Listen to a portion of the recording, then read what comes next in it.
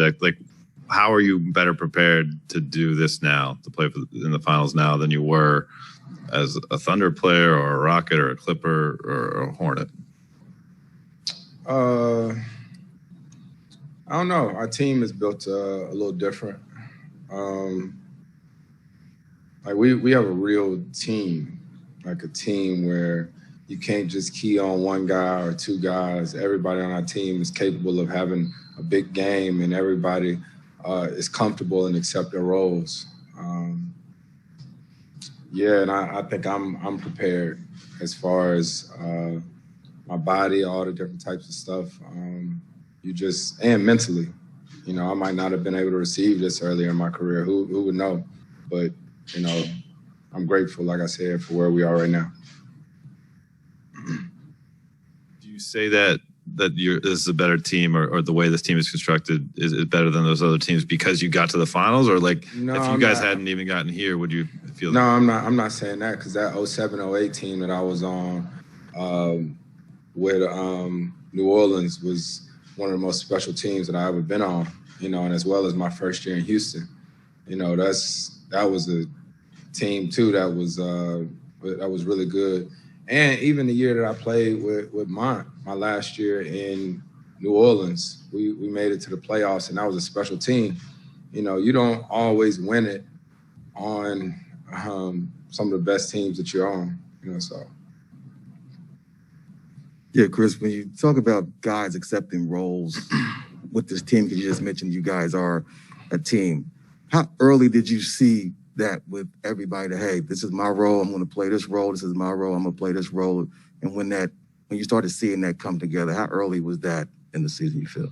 I don't really know. I just think that stuff sort of just happens. You know, guys receive it when they want to. You start accepting things. Sometimes you win some close games and guys feel like, oh, this is okay. You know, I think it kind of evolves. Your team even changes during the playoffs. You know, there's a shot or a rebound that happens. I think DeAndre Ayton, the way he's worked all season long, he took it to a whole nother level during the playoffs. And so it's just constantly changing.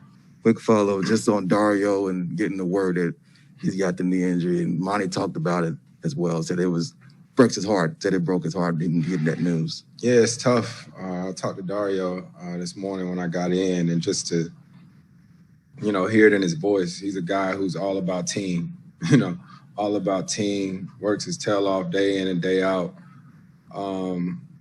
He's one of us. That's our brother. So it's tough. It's tough. Chris Haynes? Chris, and talking to you, your big bro, he said growing up, he felt like you always had the small guy complex, that you feel like you had to just work hard than everybody. I wonder, is that something you still carry to this day? Do you still feel like you got to do more than everybody else because of your size? I think I just feel like I got to be me. You know, I am who I am.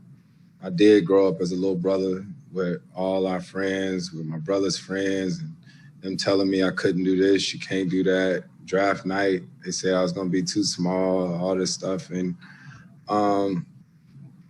you just grind. It is what it is. You know, it ain't about a complex or whatever that is, but it's just, that's always who I've been. You know, whether it was when I played football, whatever it was, if you want something, you got to work for it. I think that's just the way I was brought up.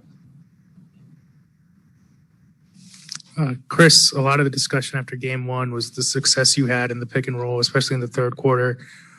Are there adjustments you expect Milwaukee to make in game two? And how do you prepare with the idea that they might try to throw you a different look on defense?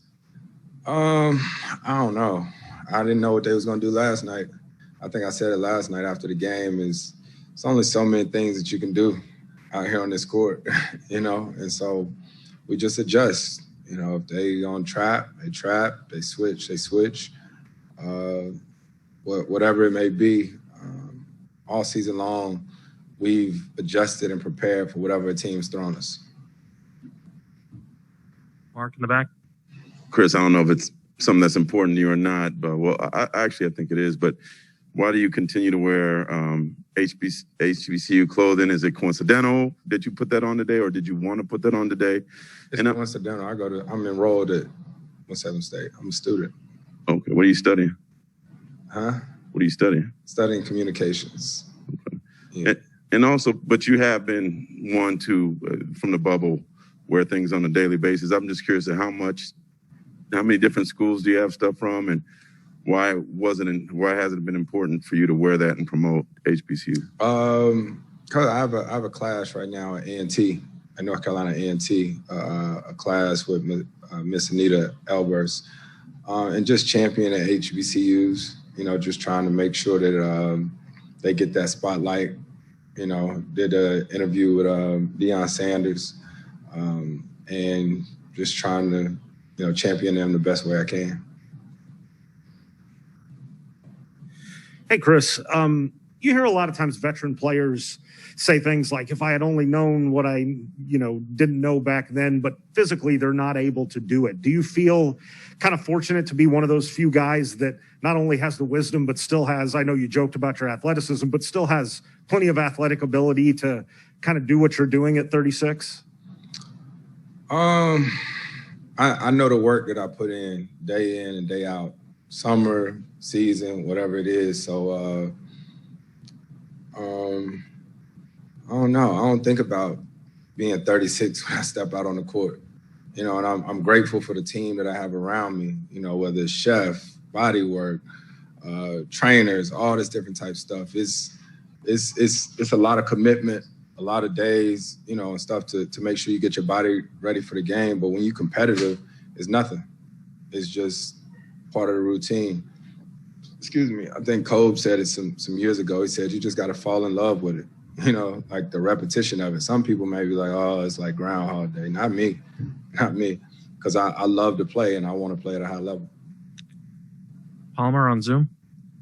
Final question is going to be Cassidy Hubbard with ESPN. Hi, Chris. You've shown the ability to lead in many different ways. The season, of course, had numerous challenges, including, the inability at times to have bonding activities. So when you reflect on the time you've spent off the court with your teammates, specifically the younger guys and DeAndre and maybe even Devin, how do you feel like you've gotten to this point where it seems like the trust is so strong and at an all-time high? What are the moments you think about? Man, that's a good question. Really good question. Being here in Phoenix a whole season, I ain't been to about 2 different places, and that's the practice facility and the arena with all the restrictions that we have. So we haven't been able to, go bowl and go do these different things that you would normally do as a team. So you have to build that time in practice and on the road, and so to build that trust in wins and on bus rides and plane rides. And I think that's what our team has done a great job of making sure that we come every day, come to practice to work, but at the same time, making sure that we have fun and actually enjoy being around each other. Thank you, Chris.